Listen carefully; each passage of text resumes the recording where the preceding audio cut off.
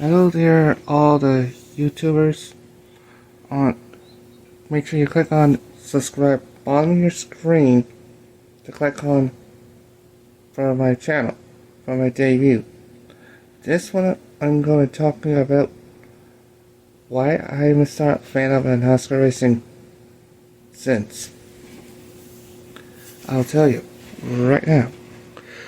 Well, since when I was a young kid at the time, since my late grandfather, Dad Frank, and Arnett Sr.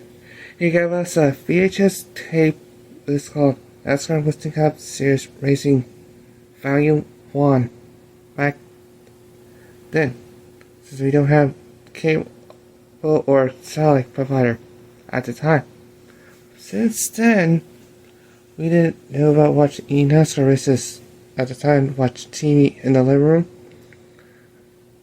And that's all we have. Like watch any certain channels, like to watch on channel we have, provider we have at the time. But by the time when I was about 10 in the half years old at the time, my brother Matt and his old friend Alex Miller at the time, they used to live in not far from here as of right now. But at the time when I was 10 and a half years old, since I told my mom,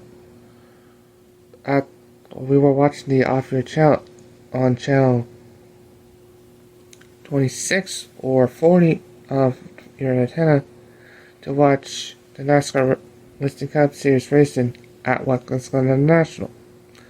And then I told Mom, it was in middle of, before school starts, of August of 1998.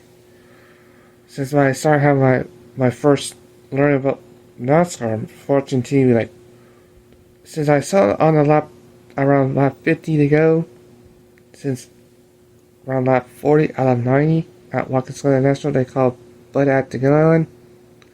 And I told Mom, who spun at the turn 10 at Watkins Glen International? And Mom told me it was Ernie Irvin.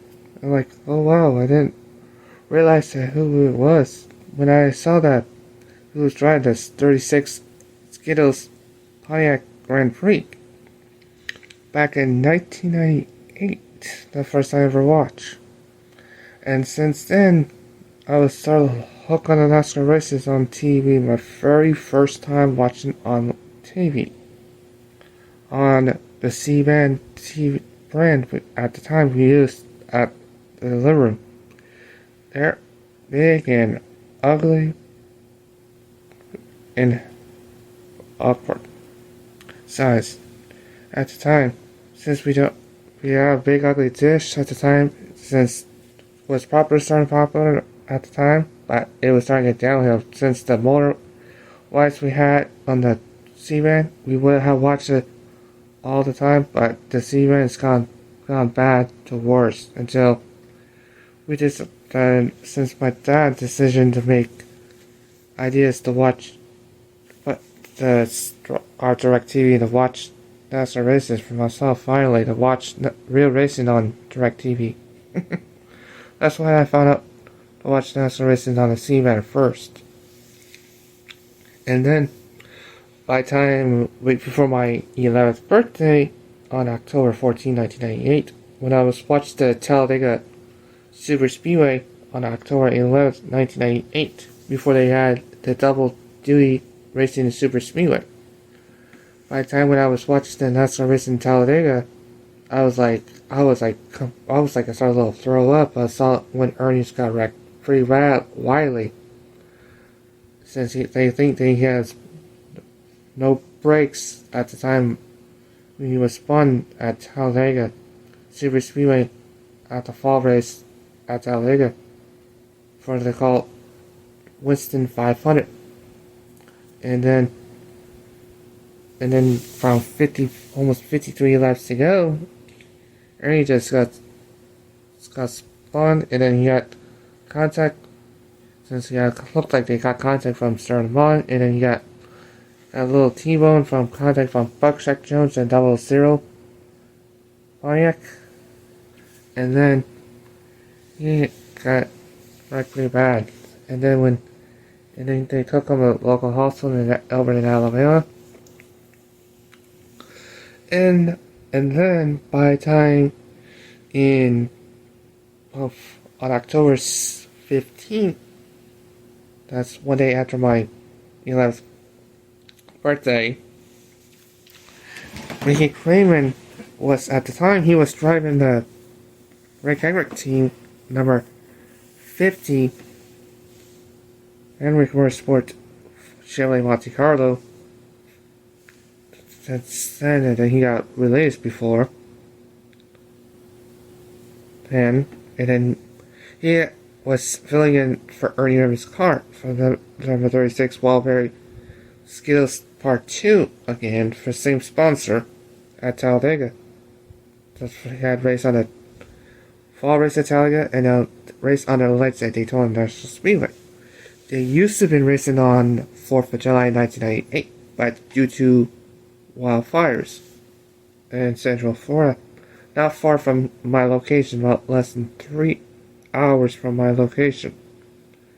And then by the time when only the one driver change was starting to reveal, it's Ernie Irvin was start 39th out of 43 cars since Ricky Kramer did a practice and qualifying at Daytona National Speedway under the lights. And then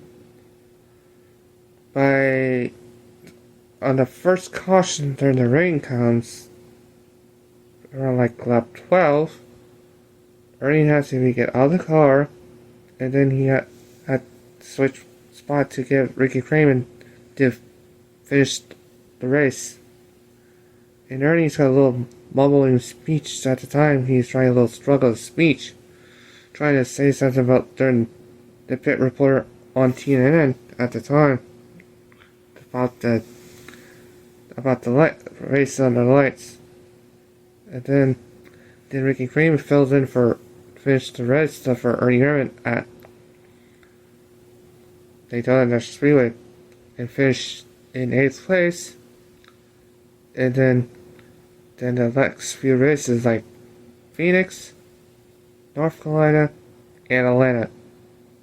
All the 3 racetracks for Ricky Kramer filled in for Ernie Irvin, they were not so pleased.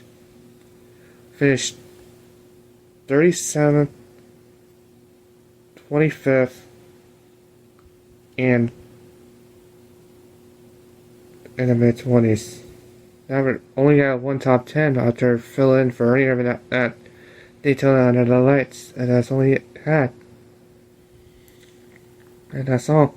And Ernie finished in the 19th place after he missed 3 races. Since he only had one start of the race in Daytona under the lights, and then he will miss only 3 races left of the 1998 season while the NASCAR celebrate the golden anniversary, 50th anniversary.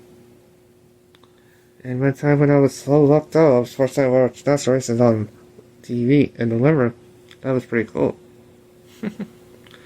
And for the give you a heads up, if you want to know why I'm a fan of the NASCAR races since 1998, you can feel me in the comment what racetrack I have watched before and what racetrack I haven't been watched before. Alright? Thanks, and have a great day. And wave the checker flag at the end. Thank you.